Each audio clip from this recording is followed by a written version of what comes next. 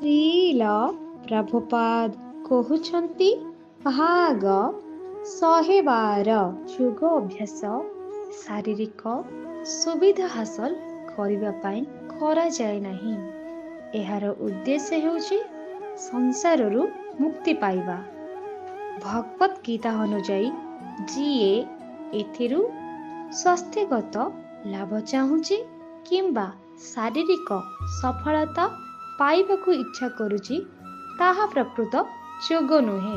ଜ୍ଞାନ ଶ୍ରୀମଦ୍ ଭଗବତ ଗୀତା ଯଥାରୂପ ଅଧ୍ୟାୟ 6 ଶ୍ଲୋକ 15ର ତାତ୍ପର୍ଯ୍ୟରୁ ନିଆଯାଇଛି। श्री वृंदावन के इस पावन धाम से आपका सर्वदेव दास। Hare Krishna, Krishna Krishna